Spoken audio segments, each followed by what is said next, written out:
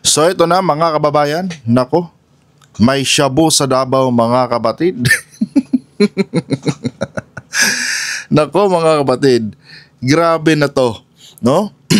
Akala ko malinis at drug-free ang syudad ng Davao mga kababayan dahil yung mga pamilya na naghahari dyan sa Davao ay galit sa droga mga kapatid. Pero bakit ganito ang balita mga kababayan? Merong nasabat, no, na nagkakahalaga ng 6.9 million na shabu dyan sa isinagawang Comelec checkpoint mga kapatid sa syudad mismo ng Davao. 'Di ba? Ayon sa balita mga kababayan, 6.9 milyong halaga ng hinihinalang shabu nasabat sa Comelec checkpoint sa Davao City. Naku po, anong ginagawa mo dyan baste? Negosyante at helper tinangkap ang manuhol ng mga pulis, arestado. So ito na nga mga kapatid, ano? Itong mga Duterte, no, kasama itong mga supporters nilang mga DD shits, gusto nilang pabalikin si Digong sa Malacanang or kahit sino sa mga anak ni Digong, especially yung si Sara Duterte, no?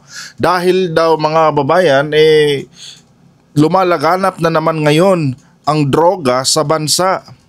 And kung matatandaan nyo mga kapatid, minsan na pong claim yan dati ni former President Duterte na drug-free ang Davao mga kababayan. Pero kung matatandaan nyo rin, last 2016 mga kapatid, ano, sa presidential debate, nauna na pong sinabi ni Marojas mga kapatid na meron di umanong shabu sa Davao. So ang problema ngayon mga kababayan is ganito. Parang tama yata si Marojas mga kapatid na merong shabu sa Davao. Kasi nga mga kababayan, no, sabi dito 6.9 million, no, worth of shabu ang nahuli ng mga pulis, no, sa nasabing Comelec checkpoint sa Davao City mismo yan mga kapatid. 'Di ba? Anong nangyari sa mga Duterte dyan mga kababayan? Bakit merong shabu sa Davao? Akala ko ba galit si Tatay Digong, no? Galit si Tatay Digong sa droga. Bakit ngayon mga kapatid merong shabu sa Davao? 'Di ba? And ito mga kapatid, simple lang po 'yan. Pag merong shabu, merong nagsya-shabu. Diba? At ang tanong ba dyan mga kababayan, saan po galing itong shabu na nahuli ng mga pulis sa nasabing Comelec checkpoint dyan sa mismong syudad ng Davao mga kababayan? Diba? Ito yung pinakamalaking tanong ngayon. Hindi po ba merong mga sinabi noon si Senator Antonio Trillanes, no, na meron daw drug smuggling na nangyayari sa syudad ng Davao? Baka ito na yun mga kapatid. 'Di ba? Kasi nga mga kababayan, imposible naman na galing pa dito sa NCR yung shabu dyan sa Davao mga kapatid. Malamang sa malamang, dyan talaga yan sa Davao.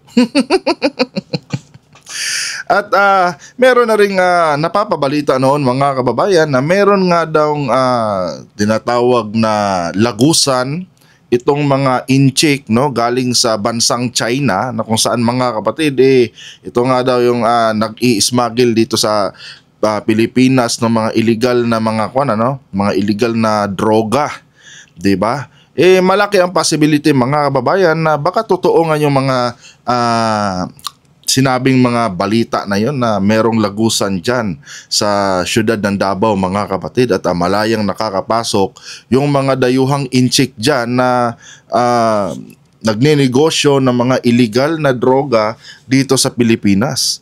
'Di ba? Ganun lang kasimple yun mga kababayan, intindihin. Akala ko wala nang droga sa Davao dahil meron ngang tukhang na pinapairal dyan at talagang galit na galit sa droga itong dating presidente natin at yung kanyang pamilya ayaw din di umano sa droga mga kapatid. Pero ang tanong ngayon, no, bakit merong nahuli sa checkpoint mga kapatid Ibig sabihin nito mga kababayan, lantaran ang kwan dyan, no? Lantaran yung biyahe ng pinagbabawal na gamot dyan sa siyudad ng Davao. Kasi itong nahuli nga mga kapatid ay sa mismong checkpoint. Ibig sabihin wala silang takot, no? Ordinaryo nilang binabiyahe yung kanilang mga droga, no, kung saan man sila magbabagsak nitong bulto-bulto o tuloy-tulidadang shabu nila na negosyo dyan. At ito pa mga kababayan, meron pang nagtangka na suhulan, no, suhulan di umano ang mga pulis. So ibig sabihin mga kapatid, kung hindi po yan na tawag dito, kung hindi yan pinasok ni General Torre, no, yung kalakaran ng mga police station diyan sa Davao mga kababayan, ibig sabihin matagal na itong mga ganitong kalakaran, no, na sinusuhulan yung mga pulis.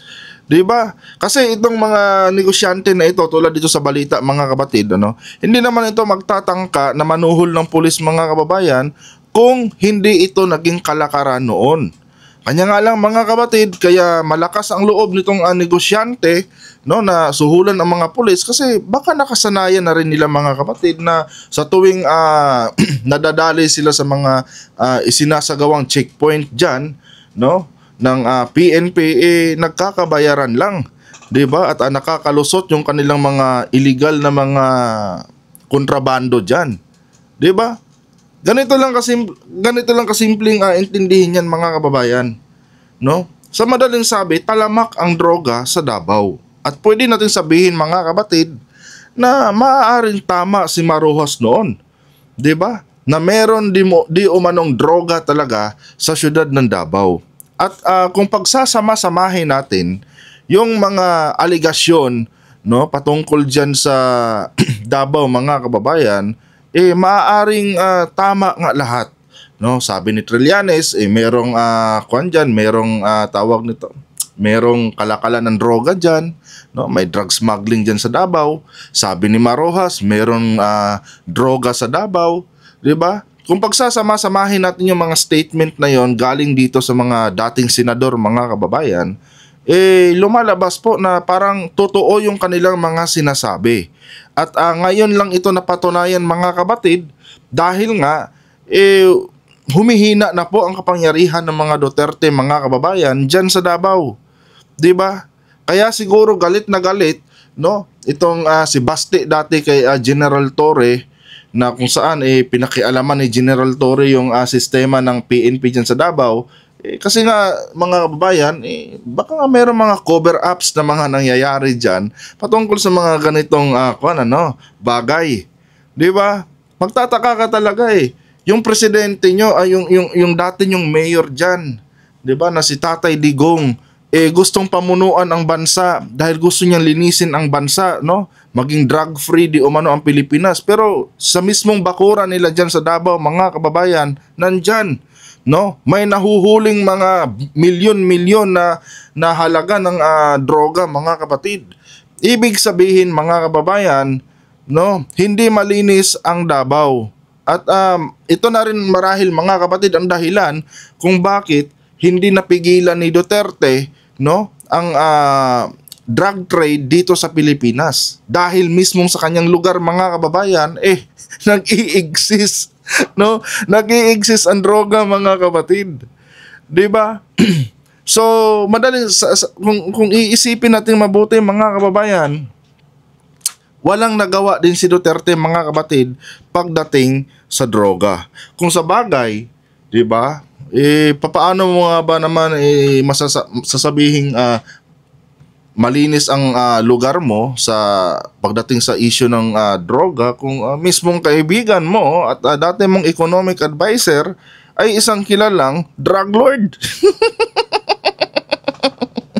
Di ba mga kapatid? Ganun na kasimple intindihin yun Ayaw mo sa droga, pero yung economic advisor mo na si Michael Yang big time drug lord. Diba? Saan yung logic doon mga kababayan? Ay nako. Ito, no? Ito po isang mga kapatid, no? Isa po itong patunay na palpak, no? palpak ang isinagawang drug war ni former President Duterte, mga kababayan. Dahil maging sa kanyang mismong bakuran dyan sa Davao, ito mga kapatid, lantaran ang pagbiyahe ng milyon-milyong halaga ng shabu dyan sa syudad ng Davao. Marami na naman mga DDS na mag-iiyakan dito, mga kababayan, ano? Sisi ng sisi kayo sa presidente na naging maluwang siya, no? Pagdating sa issue ng droga, dyan nga sa inyo diba? Diba? Binabiyahe-biyahe nga lang yung worth 6 million na shabu Nagtangka pang suhulan. Nagtangka pang suhulan ang mga pulis na nakadistino dyan ngayon sa Davao. Ay nako. Anyway guys, hanggang dito na lang tong video na ito. Comment kayo dyan mga kabatid sa inyong mga opinion patungkol sa balita na ating nasagap ngayong araw. Hanggang dito na lang. Adios.